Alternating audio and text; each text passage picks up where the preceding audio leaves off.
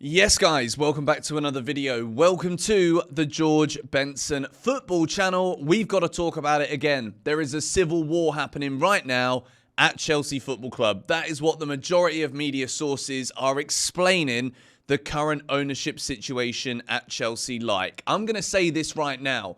I'm going to compare it to a divorce. You got two parents that they've been in love with one another. They've made two kids, but they can't be together because they literally hate each other's guts. Both parents think that they have the right to be looking after the children. What is this going to entail? Well, first of all, it's going to be expensive. There's a lot of legalities that need to be dotted with the I's, crossed with the T's. And in the midst of all of it, you got the kids. And in this case, that is Maresca and the players who just have to look up and just hope for the very best that the cloud, the dark cloud that is being there hanging above them isn't going to impact them too much on the field. Now, we're hoping that the players and the manager are going to be slightly older than, let's say, like an early teenager, and they're going to be able to ignore what's going on above them and deliver on the field. The reality of the situation is every divorce, it gets messy. When there is lots of backwards and forwards and conflict this and I deserve this and you deserve that, I want this, I want that. Oh, okay, well, there's always going to be something that gets stuck in between. And what I'm telling you right now, we cannot allow to happen is Enzo Maresca, who's only had 3 matches as the Chelsea manager. We can absolutely be fuming right now with the owners. We can be fuming that after nearly 3 years, they still can't get things right. They're fighting amongst themselves. One wants to sell, or they want to buy each other out. This is not good for Chelsea Football Club and where we deserve to be. So as stakeholders, remember, we're stakeholders. We're not shareholders necessarily here because we didn't buy the club. Yes, we can have a say as to what we think is going to happen at the club. But the reality of the situation is right now, we are dealing with a serious mess. And the updates from what I spoke about yesterday, where I said that Todd Boehly wants to sell, there's been developments here, and apparently Boehly doesn't necessarily want to sell, but he also wants to buy out Clearlake Capital, which is why I said at the start of the video, this is basically like a civil war now, where you've got Clearlake, who have got the majority share of Chelsea Football Club. They've got over 60% of the club. Todd Boehly, I think, has got like between 10 and 15%. I don't know the exact figures. And then there's a couple of other guys there that are more like business venturemen who don't really care so much about the football. But Todd Boehly comes from a background of successful sporting teams in America.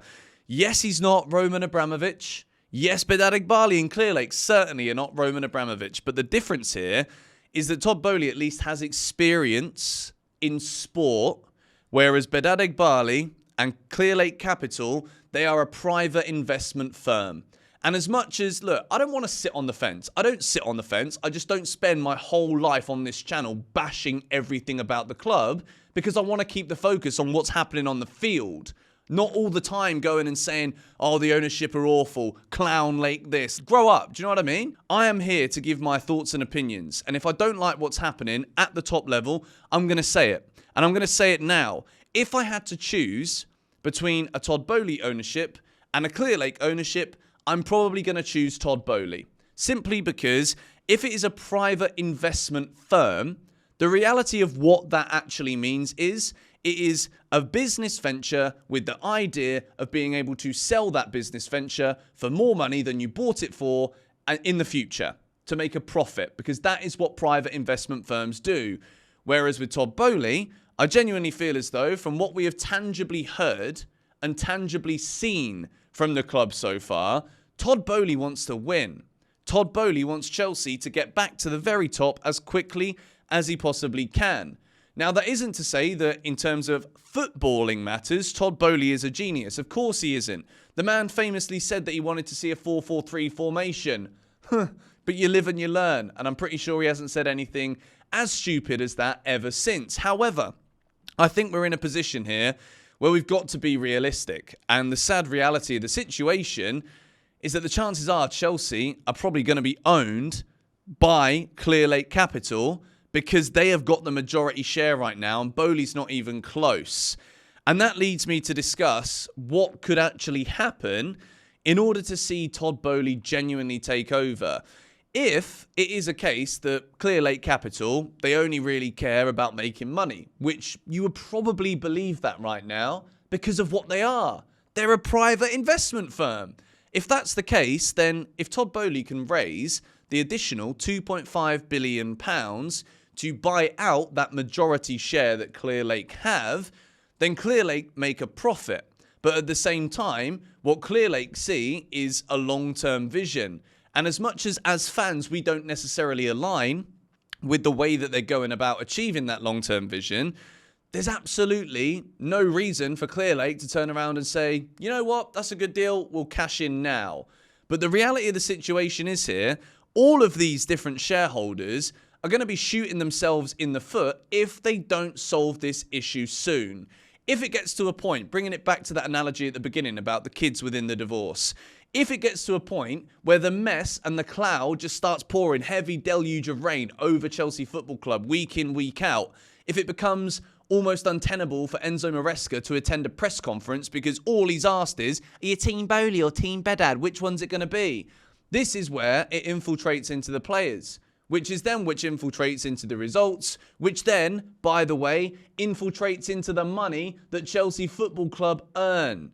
So each and every one of you, if you don't come to a quick decision here, none of you are going to be making the money that you want to make. And that is why, if it is a case of we have to pick one or the other, I'm going to say I'd rather have Todd Boehly as the owner if those are the two options. If he can get some money that is backed, let's say, by a Middle Eastern country, a Middle Eastern company. Look, like we've kind of seen it happen in football a lot now, and it's at a point where as much as you can argue and talk about like where the money comes from and all of this stuff, look, at the end of the day, I think Eunice said it really well on the video that he uploaded last night. There's a big difference, particularly where the money comes from these Middle Eastern states. All they want to do isn't to make loads of profit. They just want to be the best. They want to be the number one. And this aligns with what Todd Boehly has said that he wants to see at Chelsea. The rumours are that it's Boehly that wants the Galactico players and it's Bedad Igbali that wants the only the young players, the multi-club, blah, blah, blah, blah, blah. Now, the multi-club thing works, I think. I think it's a good strategy for Chelsea to implement. Whether or not we need to be saying goodbye to Osimhen on the final day of the window, that is something still that I don't think Chelsea should be focusing on. I think we should still be signing those Galactico players. And I think the issue has been between these two that one wants to keep doing that and the other one is like, no. It's not sustainable in terms of like the company, the business of Chelsea. I hate it when we talk about it like this, but this is how a private equity firm look at Chelsea Football Club. It's a business. And these guys are saying, nah. We don't break anything to sign this guy because, well, we need to keep in line with making sure the club become profitable so that in 10 years' time we can sell it. And I think that is the big conflict here. As much as it's not all about disagreement. I think there's definitely certain things that Todd Boehly and Clearlake Capital do agree on. And I don't think it's necessarily fully a case of they're both unhappy with one another, they hate one another, and one's going behind the other's back. It's certainly not that. It's more the reality of one is a massive shareholder and one is a minority shareholder, and that minority shareholder has got just as strong views as the majority shareholder, but because he's the minority, that voice isn't as loud as the majority. And I think that is why right now we're hearing that Todd Boehly's probably going to sell up, because the reality of the situation is there's a lot more for Boehly to buy out of Clearlake, and Clearlake have not suggested at all that they're interested in shifting any of their shares in Chelsea. They're here for the long run. Whether we like that or not, that's what they want, and they're the owners of Chelsea Football Club right now. They're the majority owners, and to be fair, if it really is going to be a case of one versus the other, then I'm choosing Todd Boehly all day long in this race right now. The reality of the situation is, guys, we're not going to get Roman Abramovich back. Roman Abramovich, when it comes to footballing owners, was about as good as you can get. Whether you want to spend all of your time delving into how we got about getting that money or not. Look, I'm a Chelsea fan. I've seen us win it all. And Roman was the reason for that. When we needed to fire someone, we did. We'd then go and hire an absolute, gargantuan manager, and we'd win it again. That is what we're used to as Chelsea Football Club. And I think the way that we have been ran in these first 3 years, yes, we're trying to change to be more sustainable, but the reality is fans have suffered by watching mediocre football, signing mediocre players, and clearly, because we're seeing it now, what is happening above us that we don't get to see on a daily basis is chaos. It's pure chaos to the point where these guys don't even want to be in the same room as each other anymore. It's embarrassing. And for somewhat a club the size of Chelsea to not be talking after 3 games of the season about what's happening on the field is a disaster. It's an absolute disaster that right now the conversation is about, oh, the owners aren't getting on and one's going to sell. Like, this isn't about flipping buying a packet of sweets. This is billions of pounds. These are years of like failures in the last couple of years that we're talking about here. That us as fans have sat there and witnessed it and seen the deterioration, and we're thinking that maybe we're all going in the same direction now. No, we're not. We're not going in the same direction because they're fighting amongst themselves above. It's an absolute disaster. This needs to be resolved as soon as possible. This cannot go on, but the reality of the situation is it probably will go on because we're talking about billions of pounds. We're talking about an expensive divorce here that isn't just about like, you know, there's so much at stake. I think I've given my thoughts as to what I would like to happen here. The reality of the situation is, of course, we'd all flipping want Roman back in charge of Chelsea right now, but it's not flipping happening. But anyway, let me know your thoughts on this whole thing in the comments down below. I wanted to give my thoughts today based on what we have learnt since I posted that last video, that Todd Boehly is also willing to go in and try and raise the funds. Maybe that comes from Saudi money. And again, I think Eunice is right. I think the mentality of this part of the world is they want to be winners. Look at Manchester City. Yes, there's 115 looming charges, but bloody hell, have they done everything in their power to make sure that they are a winning machine. I want Chelsea to be like that. Why shouldn't we?